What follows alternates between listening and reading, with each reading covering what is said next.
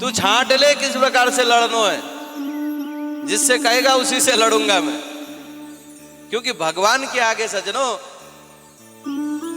अच्छा एक चीज, भगवान ने गिरी गोवर्धन को उठाया, देखो कनिष्ठिका उंगली, ये किसी काम में आती नहीं, आती है क्या? नहीं आती।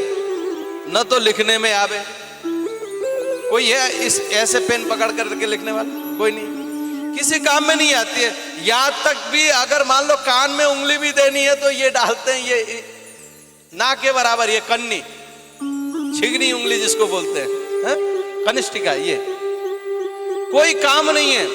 सबसे छोटी उंगली है 5 उंगलियों में। मानो भगवान इंद्र को बताना चाहते हैं, इंद्र तू जितना भी कोशिश कर ले कुछ नहीं कर पाएगा भैया, मैं केवल कनिष्ठिका उंगली जो किसी काम की नहीं है उसी से काम तमाम कर सकता हूं, इसलिए मेरे बल पौरुष को नहीं आंकना।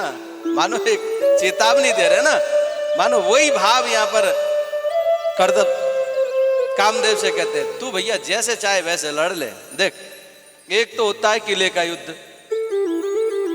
और एक होता है मैदान का युद्ध। बोल कैसे लड़ना चाहेगा? बोले महाराज बताओ किले का युद्ध कैसे? बोले किले का युद्ध तो यह है कि मैं ध्यानभंग अवस्था में बैठ जाऊंगा और उस समय तो मेरे मन को विचलित कर दे, ये तो किले का युद्ध हो गया। और मैदान का युद्ध कैसा? बोले असंख्य ब्रज सुंदरियों के बीच में मैं ताता थैया करता हुआ नृत्य करूंगा, उसी समय मेरे मन में विकार तो पैदा कर दे। अब कामदेव विचार करता ये बढ़िया है। बोले महाराज मैं किले का युद्ध तो मैं नहीं करूंगा, क्योंकि कामदेव समझ गया भगवान शंकर भी एक बार जो बैठे थे, मैं उनकी तपस्या भंग करने की ठानी तो जला करके राख कर दिया। हा? कहीं ऐसा ना हो कि एक बार जल गया, भगवान शंकर ने आशीर्वाद दिया कि बिना शरीर के ही तू सबके ऊपर व्याप्त होगा, ये तो आशीर्वाद के बदौलत मेरी गाड़ी बढ़िया चल रही है, कहीं ऐसा ना हो कि ये भी जल जाए तो फिर आशीर्वाद ना मिले। डर गो आज कामदेव ने कही कि बोले नहीं महाराज मैं किले का युद्ध नहीं करूंगा, मैं तो मैदान का युद्ध करूंगा। असंख्य ब्रज सुंदरियों के बीच में आप ताता थैया करते हुए नृत्य करो और उसी समय मैं आपके मन में विकार पैदा करूंगा। भगवान ने कहा ठीक है।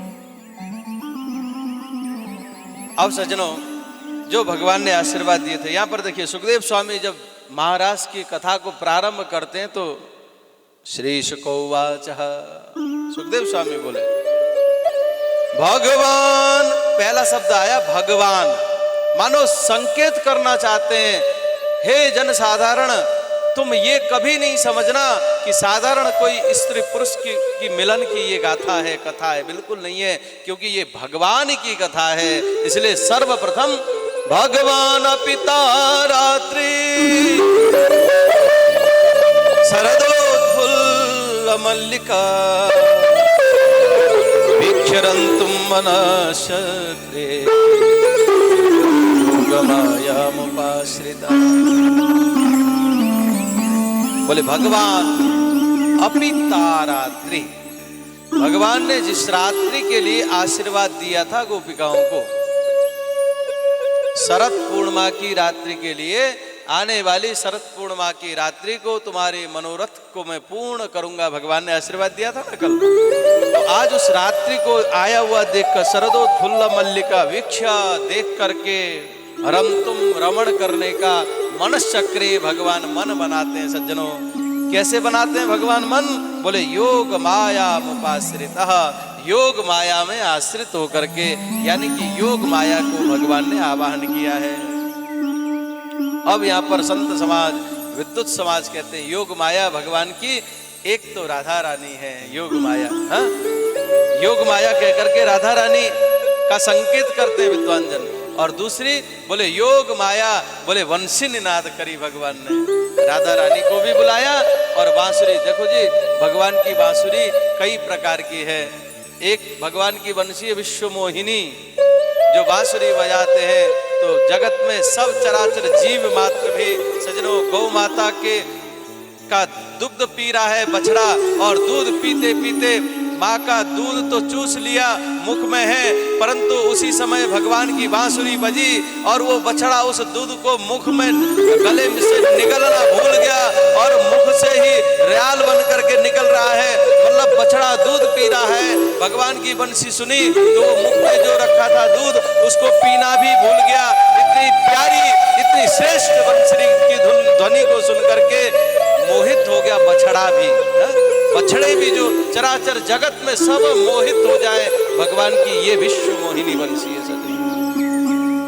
और दूसरी है स्वजन मोहिनी, अपने जनों को मोहित करती है। आज भगवान ने स्वजन मोहिनी बंसी बजाई है सजनो। अपने लोगों को, जिन जिन गोपियों को भगवान उस लीला में बुलाना चाहते हैं, उन गोपियों का नाम लिया है और उन गोपियों के कान में भगवान की बांसुरी की ध्वनि पहुंची है सजनों। अन्य किसी के कान में भगवान की वह बांसुरी नहीं पहुंची। सुखदेव स्वामी यहाँ पर कहते हैं, निशम्य गीतम तदनंग वर्धनम ब्रज स्त्रिय कृष्ण गृहीत मानस आजगमुरन्यो नमलाचितोत्तमकांतो जबलोल कुंडला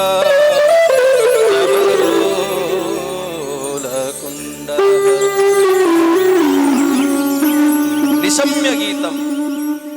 जब गोपियों ने भगवान की उस बांसुरी की ध्वनि को सुना सज्जनों, कैसा था बांसुरी का धुन?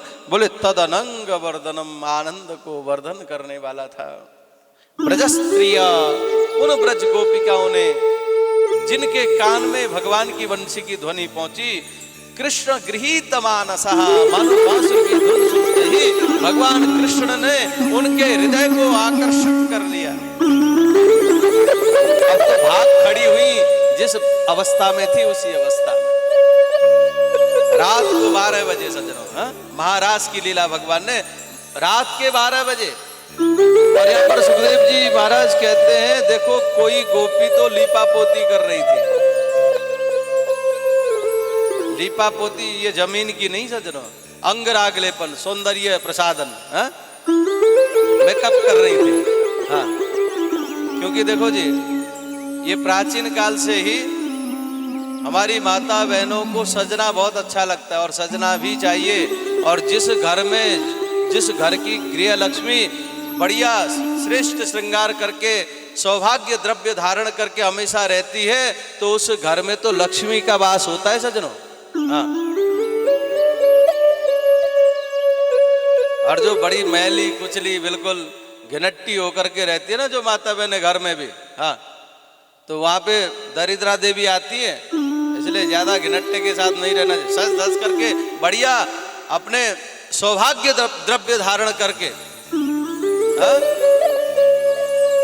सौभाग्य द्रव्य में सिंदूर है, बिंदी है, पाजेब है ना, ये सब चीज आ जाती है ना। और देखो जी, एक बात स्मरण आई तो कहता हुआ जाऊं, बाद में क्या पता दिमाग में आवे ना आवे, है ना।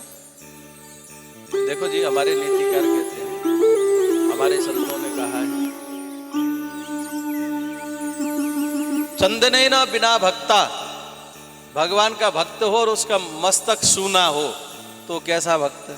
क्यों जी, कुछ होना चाहिए, सूना मस्तक नहीं रहना चाहिए भक्तों का। कुछ भी लगा लो, रोली लगा लो, गोपी चंदन लगा लो, अरे कुछ भी नहीं है। चंदन का सामग्री तो क्या कहते हैं, रज तो है। ये मातृभूमि भारतवर्ष की मिट्टी ही चंदन है सज्जनों। कुछ नहीं है तो वो थोड़े मिट्टी के कण लो और जल में घोल करके लगाओ, पर खाली मस्तक मत रहो। हम भक्त हैं पर हमारा मस्तक सूना है, भैया कैसे भक्त हैं बताओ। कुछ ना कुछ तिलक टीका अवश्य होना चाहिए। कुछ लोग कहते हैं बोले महाराज ये दिखावे की चीज, अरे नहीं, दिखावा नहीं है, ये तिलक की अनंत महिमा है। जिसके मस्तक पर तिलक हो सज्जनों, उसको यम के दूत छीने में डरते हैं कि ये भगवान का भक्त है, इसके पास संभल के जाना चाहिए। झूठ मूठ को भी हम खेलें तो कभी कभी असली में भी खेलने लग जाते हैं सज्जनों, है ना। इसलिए चंदन जरूर लगाएं। मैं ये नहीं कहता कि जैसा मैं स्वरूप लगा रहा हूं वैसे ही लगाओ, अरे कुछ भी लगाओ, ठाकुर जी को लगाओ, रोली का एक बेंदा ही लगा लो, सूना मस्तक नहीं होना चाहिए भक्तों का। चंदने न बिना भक्त, भक्त हैं हम, सनातनी हैं, पर हमारा मस्तक सूना है। कैसे सनातनी है साहब?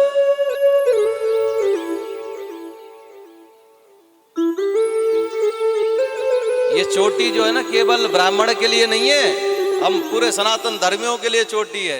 पर आजकल हमारे भाई बंधु कोई रखता ही नहीं चोटी, पता नहीं क्या दिक्कत है। जने चोटी हमने तो रखा है, खाने को कभी नहीं मांगा इस चोटी ने। आप लोगों से जने क्या फरमाइश करता है, रखते ही नहीं है, रख लिया करो। ये हमारी पहचान है सज्जनों, केवल ब्राह्मण की नहीं है, हम सनातन धर्मी सबकी ये चोटी है, पहचान है। हम अपना पहचान तो अपने आप कटवा देते हैं, तो विधर्मी परेशान तो करेंगे ही। फिर हम अपने को भुला करके उनकी तरह अनुकरण करने लगे, ये हमारी कमी है। तो चंदने न बिना भक्ता, चंदन के बिना कैसा भक्त, कैसा सनातनी जिसका मस्तक सूना है। तांबुले न बिना नृपहा, किसी देश का राजा और बढ़िया पान नहीं चबा रहा हो, हा? कैसा है राजा? भाई राजा का शान शौकत अलग है।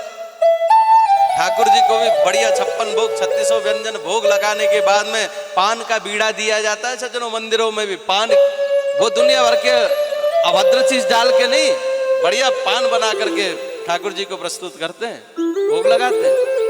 राजा हो और पान ना खाया हो, कैसा राजा?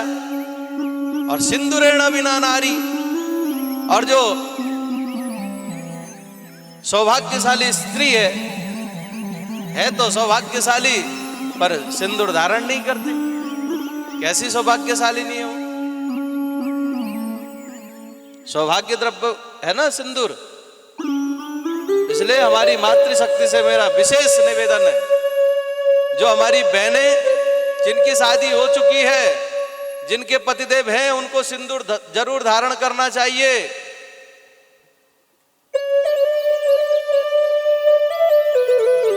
सिंदूर धारण नहीं किया हो तो कैसी सौभाग्यशाली नारी है? जब स्वामी चले जाते हैं तो तब उसके बाद अगर कोई डालना भी चाहे तो नहीं डाल सकता सिंदूर? डाल सकता है? अगर डालेगी भी कोई तो लोग बाग थू थू करेंगे, देखो तो सही कितनी व्यभिचारिणी है, कहेंगे कि नहीं? तो सौभाग्य द्रव्य सिंदूर माताओं को धारण जरूर करना चाहिए। हाँ। तांबुलेन बिना नृपा सिंदूरेण बिना नारी शमशान सदृशो भवेत। देखो शमशान किसको कहते हैं? बिना सूना मस्तक वाला भक्त, बिना पान चबाता हुआ राजा, और सौभाग्यशालिनी स्त्री जिसके मस्तक पर सिंदूर ना हो तो वो शमशान की भूमि की तरह है, देवालय की तरह नहीं हो सकते। इसलिए हम अपने आप को शमशान भूमि न बनने दें सज्जनों, न बनाएं, हम देवालय बने, प्रयास करें।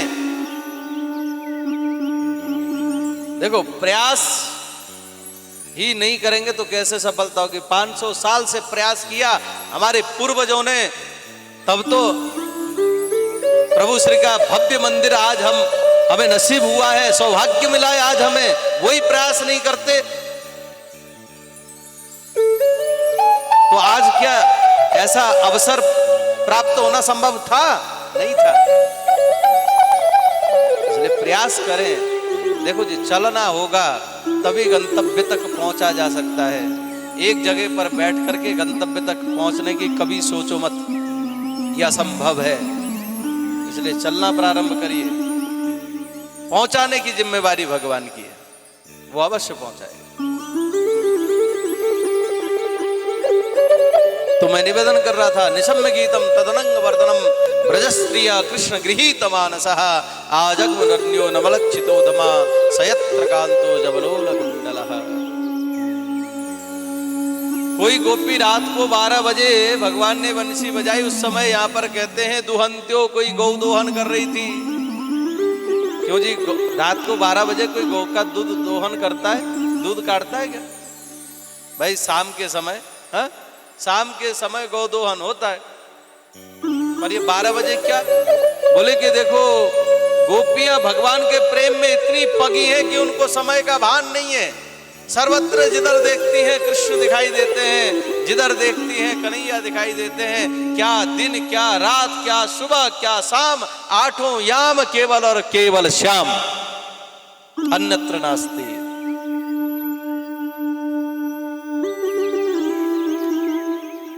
यही कारण कि गोपियां 12 बजे रात को भी दुग्ध दोहन कर रही थी, गौ दोहन कर रही थी। और जैसे कन्हैया की बंशी सुनाई दी,